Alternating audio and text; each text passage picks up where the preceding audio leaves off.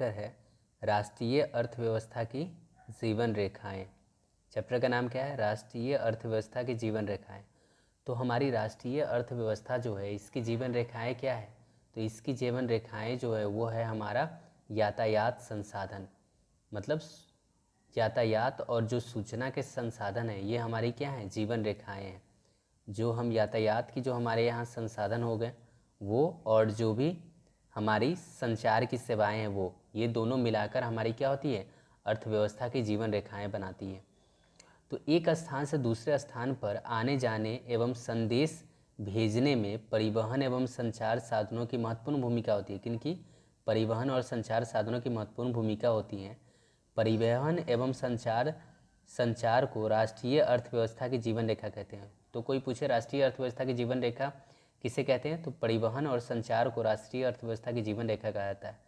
परिवहन भौतिक रूप से लोगों व वस्तुओं को एक स्थान से दूसरे स्थान पर ले जाते हैं, जबकि संचार क्या करता है? संचार माध्यमों के द्वारा बिना वास्तविक यात्रा किए हुए भी लोग विभिन्न क्षेत्रों में एक दूसरे से जुड़ते हैं। जैसे अगर हम बात करें, अगर हमें दिल्ली अपने दोस्त से मिलने जाना है तो हम क्या करेंगे? हम ट्रेन हो या बस हो या प्लेन हो, इसके द्वारा हम जाएंगे। तो ये क्या है? यातायात के संसाधन है। जबकि हम घर से ही मोबाइल से या फिर रेडियो के ज़रिए या किसी वायरलेस माध्यम या फिर फ़ोन के ज़रिए हम जब उनसे कांटेक्ट कर लेंगे, उनसे बात कर लेंगे, तो ये भी क्या हुआ? ये भी उनसे मिलना ही हुआ। लेकिन ये तरीका हमारा कहलाएगा संचार साधन। तो संचार क्या होता है? बस ये माध्यम के द्वारा ही हम एक दूसरे से इसमें जुड़ जाते हैं। अब आते हैं परिवहन का अर्थ क्या होता है। तो विभिन्न यंत्रों और संगठनों के माध्यम से मनुष्य और वस्तुओं को एक जगह से दूसरी जगह पहुंचाने की व्यवस्था को परिवहन कहते हैं। मतलब इसमें फिजिकल माध्यम होता है, ठीक है। और जो व्यक्ति उत्पाद को परिवहन द्वारा उपभोक्ताओं तक पहुंचाते हैं उन्हें व्यापारी कहते हैं। मतलब जो क्या करते हैं, जो एक जगह से दूसरी जगह पर जो उत्पादों को पहुंचाते हैं उन्हें हम क्या कहते हैं? व्यापारी कहते हैं। अतः एक देश के विकास की गति वस्तुओं तथा सेवाओं के उत्पादन के साथ ही उनके एक स्थान से दूसरे स्थान तक वाहन की सुविधाओं पर भी निर्भर करती है। किसी देश का विकास तब बहुत तेज़ी से होगा जब वहाँ पर की यातायात संसाधनें बहुत ज़्यादा विकसित हो, मतलब परिवहन की संसाधनें बहुत ज़्यादा विकसित हो। परिवहन को स्थल, जल और वायु परिवहन में वर्गीकृत किया गया है। तो परिवहन को 3 तरह से वर्गीकृत किया गया है: स्थल परिवहन, जल परिवहन और वायु परिवहन। भारत में 5 प्रकार के परिवहन के साधन हैं। भारत में कितने प्रकार के परिवहन के संसाधन हैं? 5 प्रकार के। एक तो सड़क परिवहन हो गया, रेलवे परिवहन हो गया, पाइपलाइन परिवहन हो गया, जल परिवहन हो गया और वायु परिवहन हो गया। तो इस जरिए, इन पांचों के जरिए हम ना, चाहे वो मनुष्य को भेजना हो या फिर वस्तुओं को भेजना हो, वो परिवहन के इन साधनों के द्वारा किए जाते हैं। अब हम आते हैं परिवहन का महत्व क्या है। तो परिवहन का सघन जाल किसी भी राष्ट्र के आर्थिक विकास का प्रतीक होता है। परिवहन तंत्र न केवल उत्पादन और उपभोग के स्थानों को जोड़ने में मदद करता है, अपितु इसके द्वारा विचारों और कौशल का भी एक स्थान से दूसरे स्थान तक पहुंचाया जाता है। मतलब परिवहन के द्वारा बस हम अपने सामानों को दूसरी जगह नहीं पहुंचाते, बल्कि अपनी जो हमारी कौशल है, जो हमारे अंदर जो स्किल है, हमारे अंदर जो विचार है, वो भी दूसरी जगह पहुंचाए जाते हैं।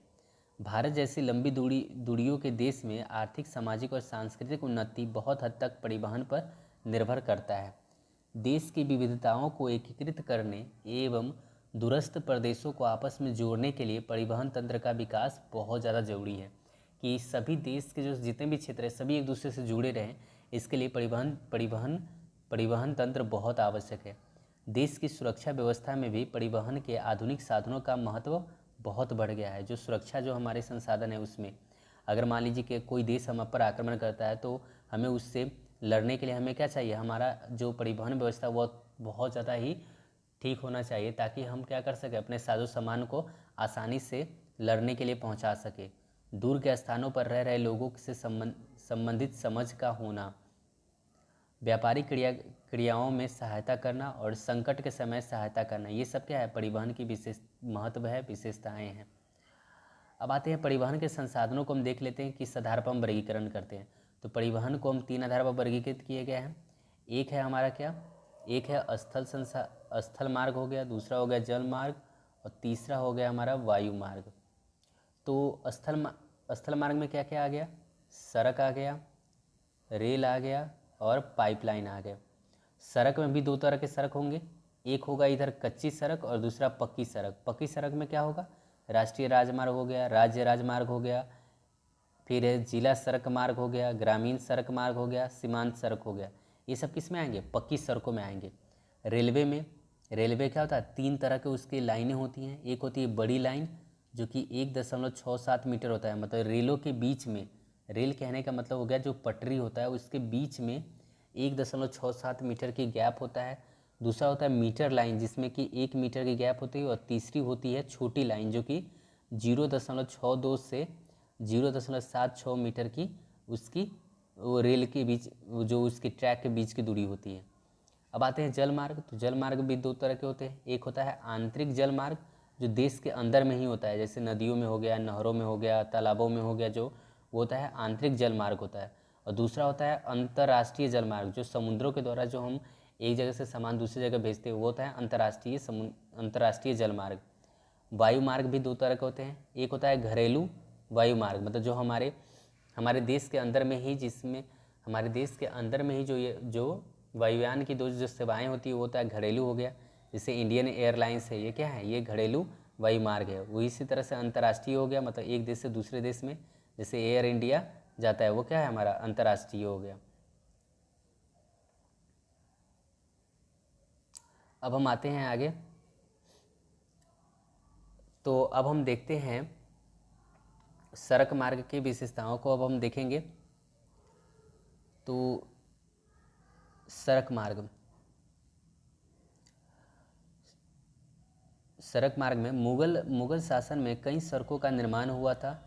शेर शाह सूरी ने ग्रैंड ट्रंक रोड का निर्माण चटगांव पूर्व से लेकर पेशावर पश्चिम तक कराया गया था। कहाँ से था ये? चटगांव, जो कि पश्चिम बंगाल में है। पश्चिम बंगाल जो कि ये चटगांव जो है ना वो बांग्लादेश में है। बांग्लादेश से लेकर कहाँ तक? पेशावर तक ना ये ग्रैंड ट्रंक रोड का निर्माण करवाया गया था। ग्रैंड ट्रंक रोड की भारत की सबसे पुरानी सड़क है जो कोलकाता से अमृतसर में है। मतलब भारत में अब ये जो रोड है ना वो कहाँ है? कोलकाता से अमृतसर में है, जिसे हम NH1 और NH2 के नाम से जानते हैं। सड़क मार्ग का क्या महत्व है? सड़क मार्ग परिवहन का सबसे सुलभ और सुगम साधन है। रेलवे लाइन की अपेक्षा सड़क के निर्माण लागत बहुत कम है। अपेक्षाकृत उबड़ खाबड़ व विभिन्न भूभागों पर सड़कें बनाई जा सकती है, जैसे पहाड़ों पर भी सड़कें बनाई जा सकती है, ठीक है। फिर उसके बाद समतल में भी सड़क बनाई जा सकती है। तो किसी भी परिस्थिति में हम सड़क बनाया जा सकता है। अधिक ढाल प्रवणता तथा पहाड़ी क्षेत्रों में भी सड़कें निर्मित की जा सकती है। अपेक्षाकृत कम व्यक्तियों, कम दूरियों और कम वस्तुओं के परिवहन में सड़क यातायात मितव्ययी होता है, मतलब ये काफ़ी सस्ता होता है सड़क मार्ग। फिर उसके बाद आते हैं, यह घर घर सेवाएं उपलब्ध करवाता है तथा सामान चढ़ाने व उतारने की लागत भी अपेक्षाकृत कम होती है। जैसे जो ट्रक सेवाएं देता है, जो बस सेवाएं देता है, जो मोटरसाइकिल की सेवाएं हो गई, या फिर जो भी बस ट्रक या जो वैन की सेवाएं होती है, वो सब हमारा क्या है? सड़क सेवाएं हैं, क्योंकि सड़क के जरिए सब होता है। सीमावर्ती दुर्गम क्षेत्रों में तैनात सैनिकों द्वारा ही पहुँचाया जा सकता है। सड़क परिवहन की समस्याएँ क्या क्या हैं इसकी? अब ये अधिक लंबी दूरी तय करने के लिए अधिक उपयोगी नहीं है। अगर हम बहुत लंबा दूरी तय करना चाहते हैं तो उसके लिए सड़क परिवहन सही नहीं है। सड़कों पर यातायात बढ़ने से दुर्घटनाएं बहुत होने लगी है। फिर उसके बाद अधिक भारी वस्तुओं जैसे लोहा, कोयला आदि प्रायः रोडों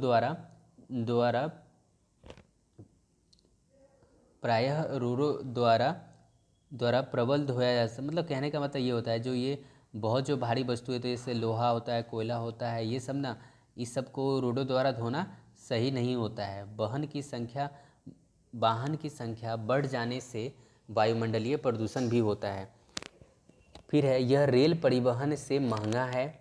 अगर हम बहुत लंबी दूरी की बात करें तो ये रेल परिवहन से महंगा होगा। जैसे अगर मान लीजिए कि दिल्ली से अगर हमें वापस अगर बिहार जाना हो तो उसमें जो रेल में जो खर्चा लगेगा वो, और जो बस वगैरह में लगेगा वो, तो वो क्या होगा? रेल के खर्चा से वो 10 गुना ज़्यादा हो सकता है। यातायात व यात्रियों की संख्या को देखते हुए सड़कों का जाल अपर्याप्त है। लगभग आधी सड़कें कच्ची है तथा वर्षा ऋतु के दौरान इनका उपयोग सीमित हो जाता है। मतलब वर्षा ऋतु में सड़कें काम नहीं करती हैं, सड़कें क्या होते हैं, पानी से भर जाते हैं। राष्ट्रीय राजमार्ग अपर्याप्त हैं। शहरों में सड़कें अत्यंत तंग तथा भीड़ भाड़ बड़ी है तथा इन पर बने पुल व पुलिया पुराने तथा तंग होते हैं। पुल और पुलिया क्या होते हैं, पुराने होते हैं, जिससे वो कब कब टूट जाए इसकी संभावनाएं बनी रहती हैं। स्वर्णिम चतुर्भुज महाराज मार्ग, ये बहुत ज़रूरी है। इसमें क्या किया गया है, दिल्ली, कोलकाता, चेन्नई और मुंबई दिल्ली, कोलकाता, चेन्नई और मुंबई, जो कि भारत के पूरी चौहद्दी को ये कवर करता है। सभी छोरों को जोड़ने के लिए एक 6 लेन वाली महाराजमार्ग की परियोजना प्रारंभ की गई। उसमें कितने होंगे, 6 लेन होंगे। ऐसी परियोजना का प्रारंभ की गई है जो कि दिल्ली, कोलकाता, चेन्नई और मुंबई को एक साथ जोड़ेगी। इन महाराजमार्ग परियोजना के 2 प्रमुख उद्देश्य हैं। क्या है उद्देश्य, पहला समय को न्यूनतम करना और मेगा शहरों के बीच की दूरी को कम करना। इस परियोजना के तहत 2 गलियारे प्रस्तावित है। प्रथम उत्तर दक्षिण गलियारा जो श्रीनगर को कन्याकुमारी से जोड़ता है, और द्वितीय पूर्व पश्चिम गलियारा जो कि सिलचर को पोरबंदर से जोड़ता है। अब आते हैं राष्ट्रीय राजमार्ग। राष्ट्रीय राजमार्ग की क्या विशेषता है। राष्ट्रीय राजमार्ग देश के दूरस्थ भागों को जोड़ते हैं। भारत का सबसे लंबा राष्ट्रीय राजमार्ग पूछा जा सकता है, ये NH7 है, जो कि वाराणसी से कन्याकुमारी तक है। राज्य राजमार्ग, राज्यों की राजधानियों को जिला मुख्यालय से जोड़ने का काम कौन करता है, राज्य राजमार्ग करता है। जिला मार्ग क्या है, ये सड़कें जिले के विभिन्न प्रशासनिक केंद्रों को जोड़ने का काम करती है। अन्य सड़कें, इस वर्ग के अंतर्गत वे सड़कें आती हैं जो ग्रामीण क्षेत्रों तथा गांवों के शहरों को जोड़ने का काम करती है। सीमांत सड़कें, इसके बारे में पूछा जा सकता है, इसका क्या महत्व है। भारत सरकार प्राधिकरण के अधीन सीमा सड़क संगठन है जो देश के सीमांत क्षेत्रों में सड़कों का निर्माण व उनकी देखरेख करता है। तो जो भी सीमांत क्षेत्र, मतलब जो भी बॉर्डर वाला एरिया जो होता है ना, उसमें जो सड़कें बनाई जाती है वो सभी सीमा सड़क संगठन के अधिकार के अंतर्गत होता है और उन्हीं के द्वारा वो सब बनाई जाती हैं।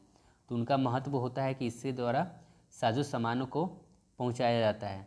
ये संगठन 1960 में बनाया गया था और इसका कार्य उत्तर पूर्वी क्षेत्रों में सामरिक एवं सामाजिक महत्व के सड़कों का विकास करना था। इस सड़कों के विकास से दुर्गम क्षेत्रों में अभिगम्यता बढ़ी है। ये सड़कें इन क्षेत्रों के विकास में भी सहायक सिद्ध हुआ है। ग्रामीण सड़कों का महत्व, तो ग्रामीण सड़कों का क्या महत्व है। इस वर्ग के अंतर्गत वे सड़कें आती हैं जो ग्रामीण क्षेत्रों तथा गांवों को शहर से जोड़ती हैं। प्रधानमंत्री ग्रामीण सड़क योजना के तहत इन सड़कों के विकास के विशेष प्रोत्साहन मिला है। इन सड़कों में कुछ विशेष प्रावधान है जिसमें देश के प्रत्येक गांव के प्रमुख शहरों से पक्की सड़कों, वे सड़कें जिन पर वर्ष भर वाहन चल सके, मतलब जिन पर वर्ष भर वाहन चलता है वो पक्की सड़कें होती हैं, को जोड़ना प्रस्तावित है। रेल मार्ग जो भारत में प्रथम रेल चला था वो 16 अप्रैल 1853 को मुंबई से थाने के बीच में चली गई थी, जो कि 34 किलोमीटर ये चली हुई थी।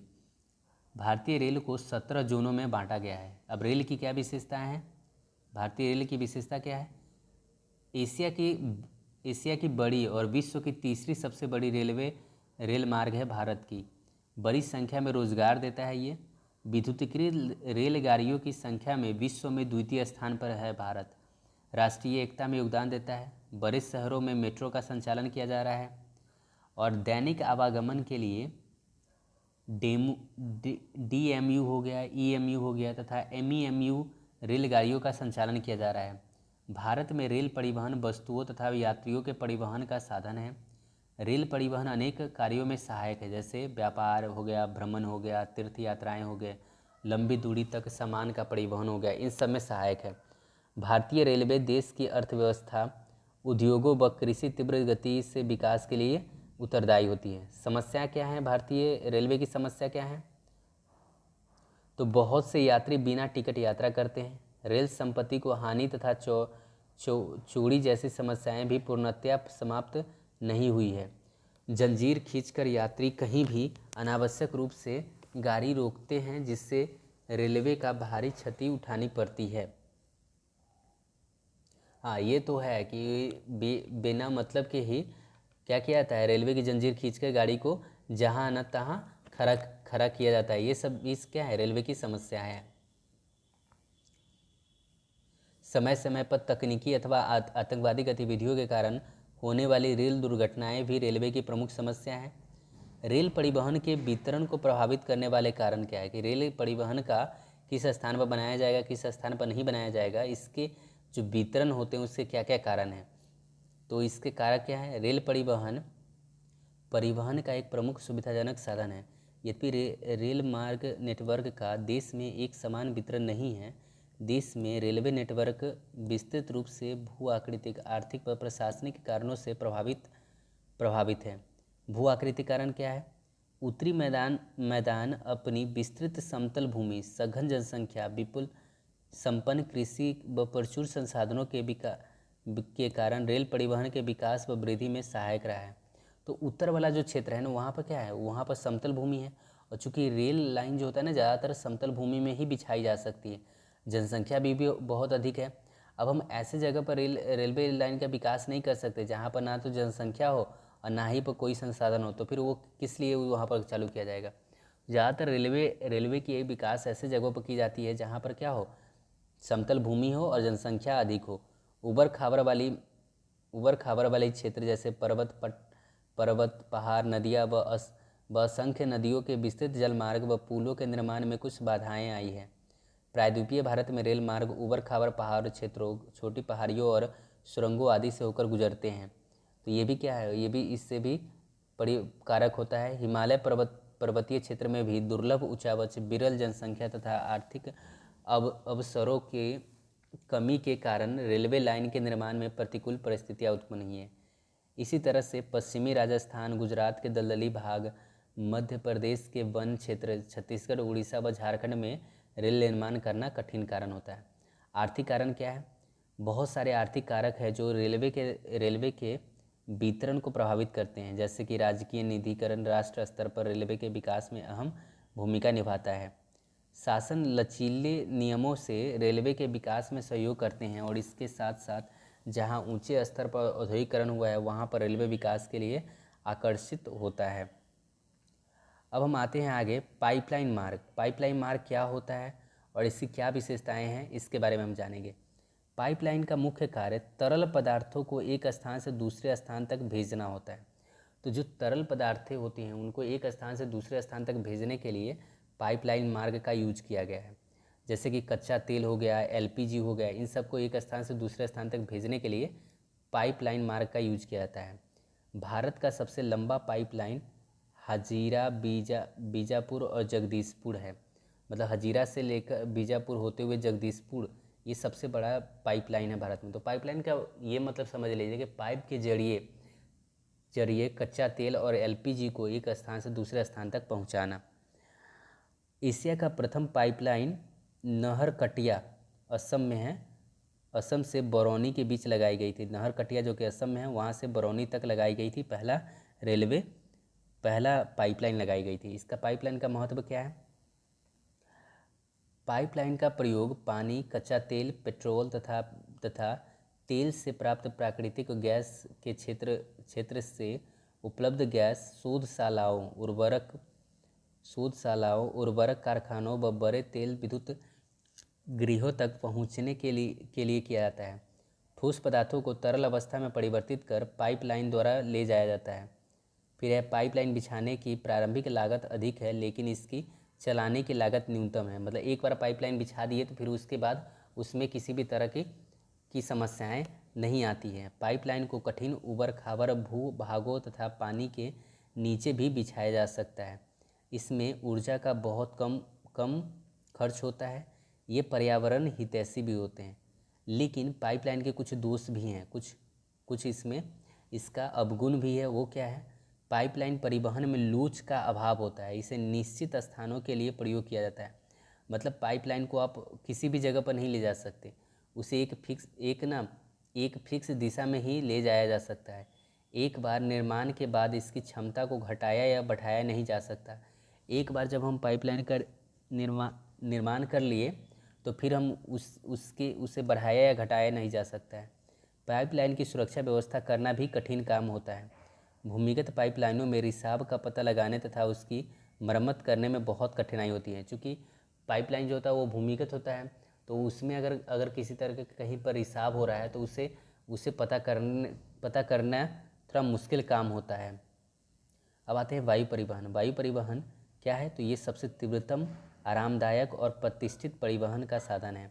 1853 में वायु परिवहन का राष्ट्रीयकरण कर दिया गया था। तो 1853 में वायु परिवहन का राष्ट्रीयकरण हुआ था। इसकी विशेषताएं या महत्व क्या है? तो व्यापार, उद्योग एवं पर्यटन को बढ़ावा मिलता है। वायु प्रदूषण से क्या होता है, ये वायु परिवहन से क्या होता है? तो व्यापार होता है, उद्योग और पर्यटन को बढ़ावा मिलता है। दुर्गम क्षेत्रों को पार करना आसान हो जाता है। विशाल आकार और नियोजित आर्थिक विकास होते हैं। समय की बचत होता है। औद्योगिक तथा व्यापारिक केंद्रों को जोड़ने में सहायक होता है। भारत के अन्य क्षेत्रों से संपर्क बनाने के लिए भी वायु परिवहन जरूरी है। वायु परिवहन यातायात का सबसे तेज साधन है, जिससे समय को बहुत बचत होता है। इससे दुर्गम भूभाग जैसे ऊंचे पहाड़, सुनसान मरुस्थलों, घने जंगलों तथा विस्तृत गहरे सागरों को बहुत आसानी से पार किया जा सकता है। यह आरामदायक तथा प्रतिष्ठित परिवहन के साधन हैं। कौन? वायु संसाधन, वायु मार्ग। अब आते हैं उत्तर पूर्वी राज्यों में हवाई मार्ग को वरीयता। उत्तर पूर्वी राज्य जो है वहाँ पर हवाई मार्गों की बहुत अधिक वरीयता दी गई है। क्यों दी गई है? क्योंकि पहाड़ी प्रदेश होने के कारण यह क्षेत्र रेलवे लाइन के निर्माण के लिए उपयुक्त नहीं है।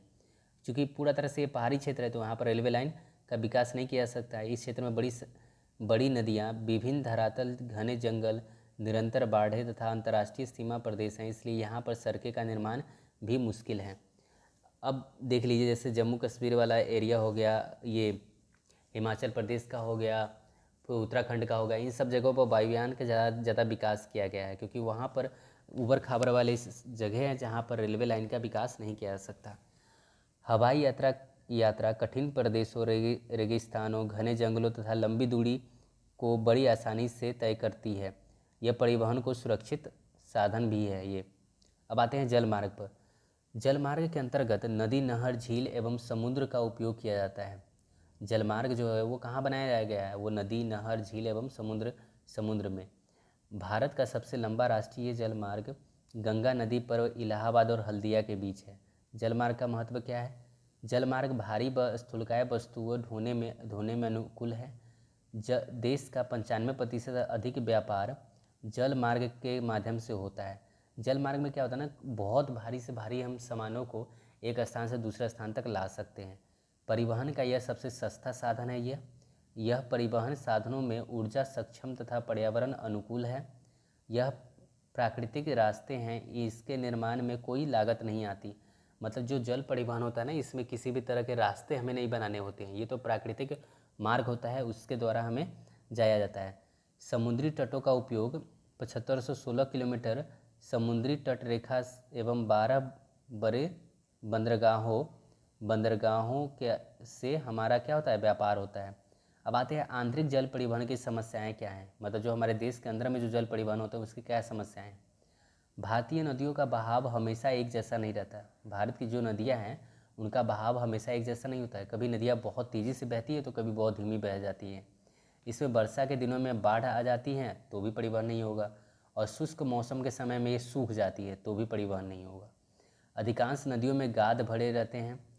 दक्षिण भारत की नदियाँ ऊबड़ खाबड़ रास्ते बनाती हैं, इसलिए नौकाएं चलाना आसान नहीं होता है। बहुत सी नदियों में से सिंचाई के लिए नहरें निकालने से जल स्तर में कमी आ रही है, इसलिए भी वहाँ पर क्या हो सकता है? जल परिवहन नहीं हो सकता। भारत में नदी मार्गों को सबसे बड़ी हानि रेलवे के निर्माण से हुई है। रेलवे के निर्माण से क्या है? नदियों को बहुत बड़ी हानि हुई है। अब आते हैं हम अपने दूसरे टॉपिक, जो कि है संचार के साधन। तो संचार का पहले अर्थ क्या होता है इसके बारे में जानते हैं। संचार, कम्युनिकेशन। तो कम्युनिकेशन का क्या मीनिंग है इसके बारे में जानते हैं। एक स्थान से दूसरे स्थान पर सूचना अथवा संदेश भेजने या प्राप्त करने की विस्तृत व्यवस्था को संचार तंत्र कहते हैं। मतलब एक स्थान से दूसरे स्थान पर फिजिकली नहीं, बल्कि एक स्थान से दूसरे स्थान पर हम अपनी सूचना को अगर हम भेज पाते हैं तो वो होता है हमारा संचार के साधन होते हैं। तो संदेशों का आदान प्रदान ही क्या कहलाता है? संचार कहलाता है। संचार सेवाओं को दो श्रेणियों में बांटा गया है। पहला है निजी संचार सेवाएं और दूसरा है जनसंचार सेवाएं। दो तरह से बांटा गया है, एक है निजी संचार सेवाएं और दूसरा है जनसंचार सेवाएं। अब हम इनके बारे में पढ़ेंगे। तो लक्षण क्या है? निजी जनसंचार सेवाएं, जो कि इनका क्या होगा? दो या दो से अधिक व्यक्तियों के बीच निजी स्तर पर होने वाले संचार निजी संचार सेवाएं होते हैं। जैसे कि हम पत्राचार करते हैं, कोई पार्सल भेजते हैं, वो हमारा क्या होगा? निजी संचार सेवाएं होंगी। कार्ड, लिफाफा, बंद चिट्ठी पहली श्रेणी के डाक मानी जाती हैं। ये सब हमारा क्या है? निजी है, क्योंकि हम इसमें क्या करते हैं? हम दो व्यक्तियों के बीच में ही सूचना का आदान प्रदान होता है। दूरभाष सेवाएं जैसे एसटीडी हो गया, आईएसटी हो गया, लोगों को बड़ी संख्या में आसान व सुविधाजनक नेटवर्क उपलब्ध कराती है। ये हमारी क्या है? ये हमारी जो है वो निजी संचार सेवाएं हैं। अब आते हैं जन संचार सेवाएं। तो जन संचार सेवाएं क्या होती है? बहुत सारे लोगों को एक साथ जोड़ने का काम करती है। जन संचार मानव को मनोरंजन के साथ साथ बहुत से राष्ट्रीय कार्यक्रम व नीतियों के विषय में जागरूक बनाते हैं। इसके माध्यम से एक व्यक्ति बहुत सारे लोगों के साथ एक ही समय पर संचार प्रदान करता है। इसके अंतर्गत समाचार पत्र हो गया, सामाजिक पत्रिकाएं हो गए, किताबें हो गए, इलेक्ट्रॉनिक मीडिया जैसे रेडियो, दूरदर्शन हो गया। ये सब क्या होता है? अगर दूरदर्शन पर कोई भी समाचार आता है ना, तो वो एक साथ ही क्या होता है? पूरे देश के लिए या जितने लोग उससे जुड़े हुए हैं उन सब के लिए एक बार में ही सूचनाएं दे देता है। जनसंचार के साधनों से एक साथ अनेक लोगों के विचारों का आदान प्रदान होता है। एक साथ अनेक लोग अपना विचार को व्यक्त कर सकते हैं। संचार का महत्व क्या है? तो देश के आर्थिक, सामाजिक और सांस्कृतिक विकास में महत्व है किसका? संचार का। राष्ट्रीय एकता और अखंडता को बनाए रखने में भी संचार का महत्वपूर्ण भूमिका होता है। बाढ़, सूखा, भूकंप, चक्रवात तथा दुर्घटना जैसी आपदाएं में भी यह सहयोग करता है, क्योंकि इस पर रेडियो पर क्या होता है? पहले से ही पूर्व सूचना दे दी जाती है और लोग समय रहते ही अपना बचाव करते हैं।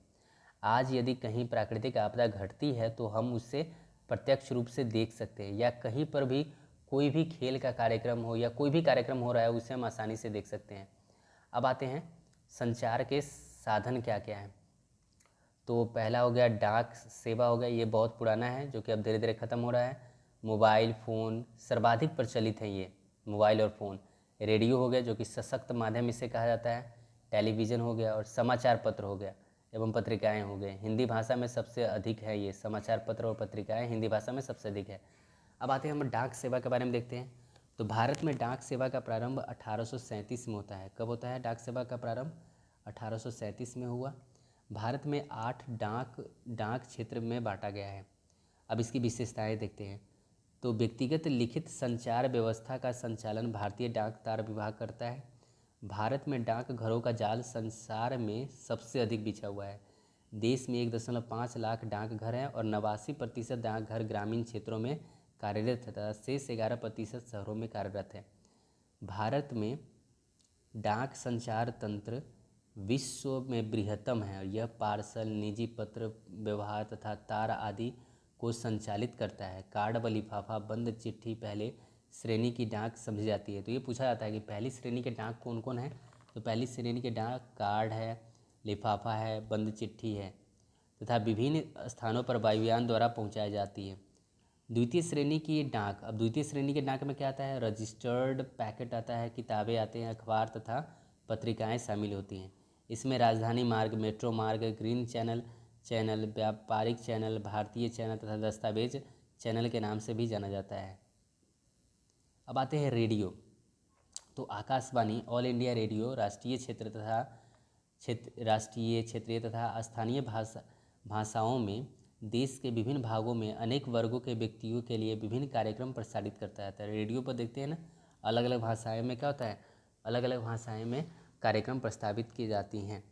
आते हैं दूरदर्शन। दूरदर्शन देश का राष्ट्रीय समाचार व संदेश माध्यम है तथा विश्व के बृहत्तम समाचार तंत्र में एक है। यह विभिन्न आयु वर्ग के व्यक्तियों हेतु मनोरंजन, ज्ञानवर्धन व खेल जगत के से संबंधित कार्यक्रम प्रसारित करता है। अब आते हैं पत्र पत्रिकाएं। पत्र पत्रिकाएं क्या करती है? तो भारत में वर्ष भर अनेक समाचार पत्र तथा सामयिक पत्रिकाएं प्रकाशित की जाती हैं। ये पत्रिकाएं सामयिक होते हैं होने के नाते, जैसे मासिक हो गया, साप्ताहिक हो गया, अर्धवार्षिक हो गया, वार्षिक हो गया, इस तरह की होती हैं, कई प्रकार की होती हैं।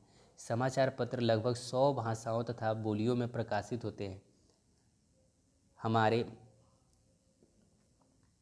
हमारे देश में सर्वाधिक समाचार पत्र हिंदी में प्रकाशित होते हैं। किसमें? हिंदी में सर्वाधिक समाचार पत्र प्रकाशित होते हैं, तथा इसके बाद अंग्रेजी और उर्दू में। अंतर्राष्ट्रीय व्यापार एवं पर्यटन। अब अंतर्राष्ट्रीय व्यापार एवं पर्यटन क्या है, इसके बारे में जानते हैं। राज्यों व देशों में व्यक्तियों के बीच वस्तुओं का आदान प्रदान व्यापार कहलाता है। राज्यों या देशों के बीच में जो वस्तुओं का आदान प्रदान होता है उसे हम क्या कहते हैं? व्यापार कहते हैं। दो या दो से अधिक के देशों के मध्य होने वाले व्यापार अंतर्राष्ट्रीय व्यापार कहलाते हैं। दो या दो से अधिक देशों के मध्य होने वाले व्यापार को अंतर्राष्ट्रीय व्यापार कहते हैं। तो अंतर्राष्ट्रीय व्यापार के महत्व क्या है? इस व्यापार की वृद्धि केवल मात्रा तथा सूक्ष्म तथा मूल्य में ही नहीं हुई, बल्कि दिशा में परिवर्तन हुआ है। अब इंग्लैंड तथा अन्य राष्ट्र संघ देशों के साथ हमारे व्यापारिक संबंध एक तरफा नहीं रह गए, जैसा कि स्वाधीनता के पहले था। मतलब हमारा व्यापार क्या है? अब दुनिया के अन्य देशों के साथ भी व्यापार होने लगे हैं। अब हम विदेशों को कच्चा माल तथा तैयार उत्पाद भी निर्यात करते हैं। हमारे प्रमुख उत्पाद हैं कृषि तथा संबंधित उत्पाद, पेट्रोलियम उत्पाद और अयस्क और खनिज। भारत पेट्रोलियम तथा संबंधित उत्पाद, मोती और बहुमूल्य रत्न, सोना और चांदी का आयात करता है। मतलब हम ये सब चीज़ें, मतलब पेट्रोलियम हो गया, उससे संबंधित उत्पाद हो गया, मोती हो गया, बहुमूल्य रत्न हो गए, सोना और चांदी हो गए, ये सब हम दूसरे देशों से खरीदते हैं। एक देश के अंतर्राष्ट्रीय व्यापार की प्रगति उसकी आर्थिक समृद्धि का सूचक है। अब कैसे है ये, इसे बताना है। मतलब एक देश का जो आर्थिक व्यापार होता है, अगर उसमें लगातार प्रगति हो रहा है तो वह उसके आर्थिक समृद्धि का सूचक है। क्यों? क्योंकि आवश्यकता की पूर्ति के लिए देश से व्यापार करते हैं। आवश्यकता की पूर्ति के लिए क्या करते हैं? एक देश दूसरे देश से व्यापार करते हैं। अगर मान लीजिए हमें चीनी की कमी है तो हम क्या करेंगे? दूसरे देश से चीनी खरीद लेंगे, और उस देश को जो चीज़ की कमी है वो हमसे खरीद लेगा। यह आवश्यकता से अधिक वस्तुओं को बदलने जिनमें घाटा हो सकता है, देश अंतर्राष्ट्रीय व्यापार के माध्यम से कर सकते हैं। विदेशी व्यापार ने भारत के उत्पादित व निर्मित वस्तुओं के व्यापार को बढ़ाने में मदद दी है। अंतर्राष्ट्रीय व्यापार ने भारत में आर्थिक विकास में योगदान दिया है।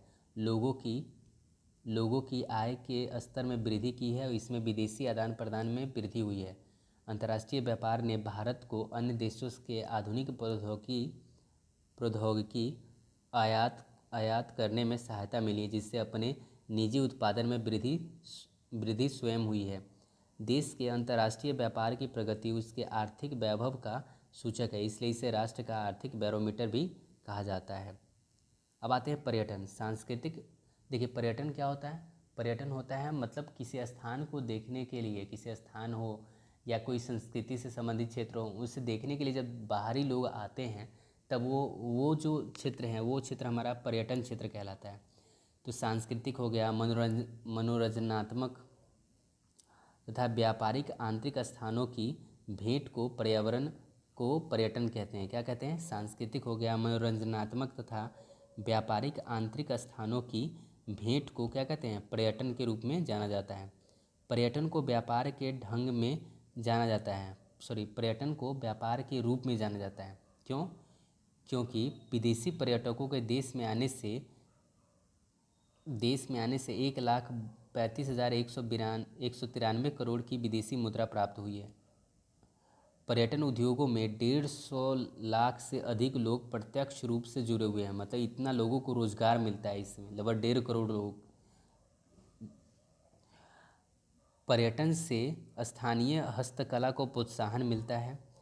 विदेशी पर्यटक भारत में चिकित्सीय पर्यटन और व्यापारिक पर्यटक के रूप में आते हैं। पर्यटन से राष्ट्रीय आय और ईमानदारी में वृद्धि हुई है। यह राष्ट्रीय एकता को प्रोत्साहित करता है। परिवहन एवं संचार एक दूसरे के पूरक है। परिवहन और संचार क्या होते हैं? एक दूसरे के पूरक होते हैं, एक के बिना दूसरा अधूरा है। तो ऐसा क्यों है? परिवहन एवं संचार स्थानीय, राष्ट्रीय तथा वैश्विक व्यापार।